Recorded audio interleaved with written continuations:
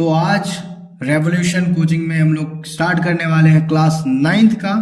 तो चलिए 9th का भी पढ़ते हैं, 10th का तो चल रहा है, अब आज 9th का बनाएंगे।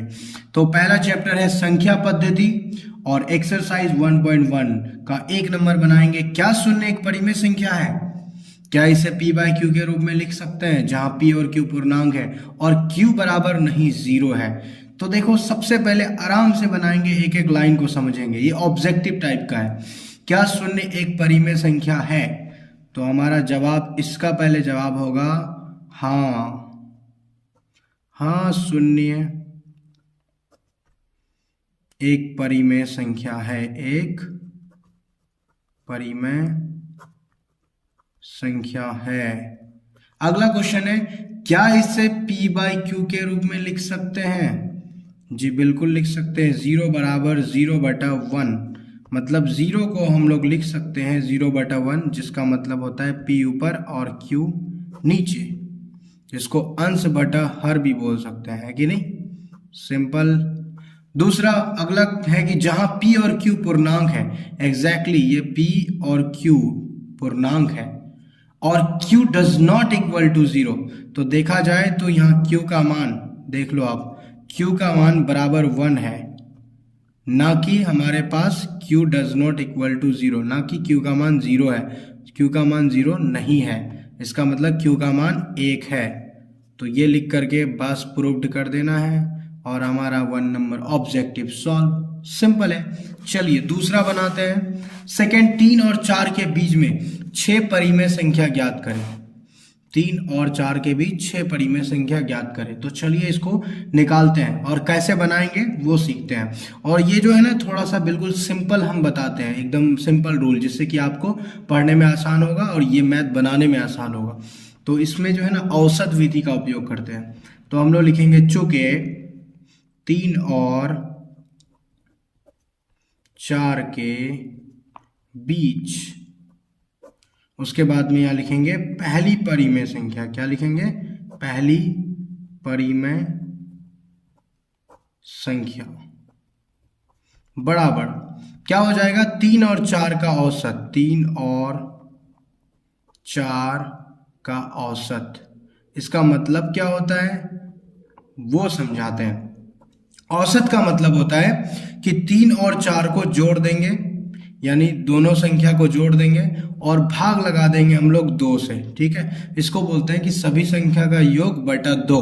ठीक है, तो बटा को हम लोग भाग में लिख दिए, क्योंकि जो बटा वाला मैथ आएगा ना, उसमें आप कंफ्यूज हो जाओगे, इसलिए अभी से भाग का चिन्ह दे देते हैं। तो 4 3 7 भागा 2, यानी कि 7 बटा, भागा को बटा में चेंज कर दो, 7/2। ये हो गई पहली परिमेय संख्या। उसी तरह से दूसरी, क्योंकि हमारे को क्वेश्चन में बोला है 6 निकालने के लिए, तो दूसरी परिमेय संख्या। परिमेय संख्या, कोई भी डाउट होता है वो आप कमेंट में बता सकते हो, ताकि हम उसको सॉल्व कर दें।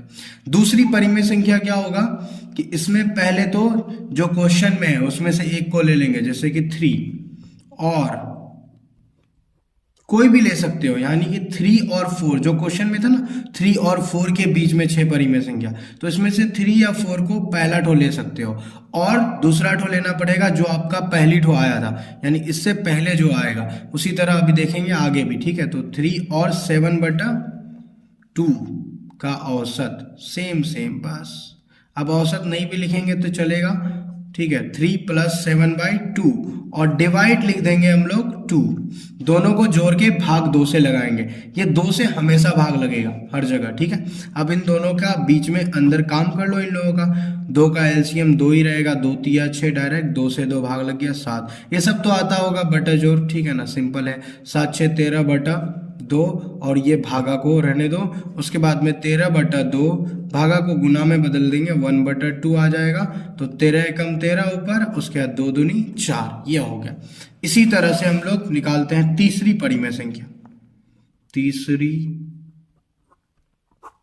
परिमेय संख्या, परिमेय संख्या। अब यहाँ पे ना लिखो मत औसत, डायरेक्ट बना दो। ठीक है, तीसरी परिमेय संख्या में क्या होगा कि हम लोग 3 को लिए थे क्वेश्चन का, तो 3 को फिर से लेंगे, पहला टू तो 3 ही लेंगे और प्लस ले लेंगे दूसरा टू, क्या ले लेंगे हम लोग, दूसरा जो रिजल्ट आया अभी यहाँ पे आप देखो 13/4 आया, तो इसको ले लेंगे 13/4। ठीक है, जिस तरह से पहले वाला में क्या लिए थे, 3 को लिए थे और 7/2 जो पहली आई थी। ठीक है, इसी तरह तीसरी निकालेंगे तो पहले 3 तो ले ही लेंगे क्योंकि फिक्स कर दिए हैं, और उसके साथ में ले लेंगे हम लोग उसको जो अभी आया हम लोग के पास 13/4 आया, तो वो ले लिए। ठीक है ना, और उसके बाद भाग तो 2 से लगाना ही है, सिंपल है। अब इसके बाद बटा जोड़ कर लेते हैं, 4 का 4 ही, 4 तिया 12, 4 से 4 भाग लग जाएगा 13, है ना, भागा 2। ठीक है, 3 2 5, 1 1 2, 25/4, इसको भाग को गुना में बदल दो, 1/2, 1 ऊपर 2 नीचे, 25/4 दूनी 8, सिंपल। तीसरी हो गई। इसी तरह से चौथा भी निकाल लेते हैं। ठीक है, इसको ऐसे कर देते हैं ताकि कंफ्यूजन ना हो। चौथी पड़ी में संख्या क्या हो जाएगा, चौथी क्या होगा, फिर से 3 को लेंगे और प्लस जो हमारा आया पहले उसको ले लो, 25/8, और भाग तो 2 से लगेगा ही। फिर से इसका बटा जोड़, 8 का 8, 8 तिया 24, यहाँ 25 हो जाएगा, भागा 2, 5 4 9, 2 2 4, 49/8, भागा को गुना में बदल दो, 1/2। अब चले आएगा 49/49, 8 दूनी 16, ये हो गया आंसर। तो चौथी निकला। इसी तरह से जिस तरह से हम लोग इसको बनाए, ठीक इसी तरह से पांचवी और छठी आप खुद निकालोगे, और कोई दिक्कत आता है तो आप कमेंट में बताओगे, होगा तो मैं एक शॉर्ट वीडियो में पांचवी और छठी को कवर कर दूंगा, नो प्रॉब्लम। ठीक है, फिलहाल इसको देखते हैं थोड़ा एक बार और, जिसको समझ नहीं आया। पहले क्या करेंगे, जो क्वेश्चन रहेगा उसमें पहली परिमेय संख्या निकालने के लिए दोनों का औसत निकालेंगे।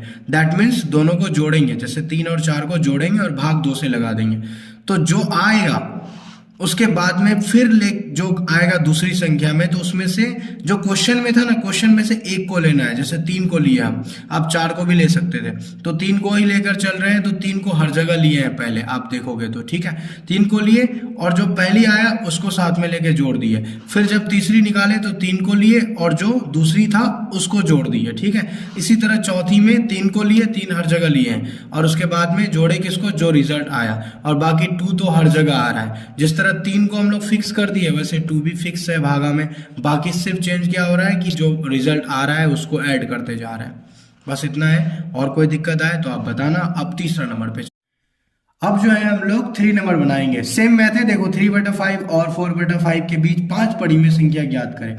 अगर वो नहीं समझ आए, यहाँ समझ लेते हैं, बाकी पीछे करके तो हर वीडियो देख सकते हैं। तो चलो 3/5 और 4/5 के बीच यहाँ पे 5 निकालने बोला है, तो चलो पहली निकालते हैं। पहली परिमेय संख्या यानी फर्स्ट, पहला वाला, पहली परिमेय संख्या कौन सा नियम लगाएंगे, औसत वाला। क्या करेंगे कि दोनों का औसत 3/5 और 4/5 का औसत। कितना आसान है ना। अब क्या करेंगे, दोनों को जोड़ देंगे, 3/5 प्लस 4/5, और भाग किससे लगाएंगे, 2 से लगाएंगे। औसत का यही तो मतलब होता है ना कि जो संख्या उसको जोड़ के भाग उतने से लगाएंगे जितना तो संख्या है। 1 2 2 ठो ही आता है, इसलिए इसमें 2 ही भाग लगेगा। ठीक है, बराबर इन दोनों के बीच का, तो चलो 5 का 5 ही रहेगा, 3 + 4, अरे आसान है बहुत ही है। ठीक है, ऐसे हो गया, बटा जोड़ कर दिया, 4 3 7/5, भागा को गुना में बदल दिए, 1 ऊपर 2 नीचे, 7/5 दूनी 10, सिंपल। इसी तरह से दूसरी परिमेय संख्या निकाल लेंगे। दूसरी परिमेय संख्या, तो आपको पता है क्या करना पड़ेगा दूसरी परिमेय संख्या निकालने के लिए, बराबर सेम वैसे ही करेंगे। दूसरी परिमेय संख्या निकालने के लिए पहले क्या लेंगे, इसमें से कोई एक तो चुन लो, 3/5 और 4/5, यही है ना क्वेश्चन में। इसमें से 3/5 को ही लेते हैं, पहला वाला ही, और प्लस कर देंगे किसके साथ में, जो आया 7/10। ऐसे जो आता है ना वो जुड़ जाता है, और साथ में भाग तो 2 से हमेशा लगेगा ही। 5 और 10 का बटा जोड़ 10 ही रहेगा, 5 दूनी 10, 2 तिया 6, 10 10 कट गया 7, भागा 2 तो रहेगा ही। 7 6 कितना हो गया, 13/10, इसको गुना में बदल दिया, 1 ऊपर 2 नीचे, 13/10 दूनी 20। ऐसे ही तीसरी निकालोगे ना तो सेम करना, बस क्या करना है, 3/5 तो लेना ही है क्योंकि वही ले रहे हैं, और प्लस कर देना 13/20। यहाँ 7/10 क्यों किया, क्योंकि 7/10 पहली आया था।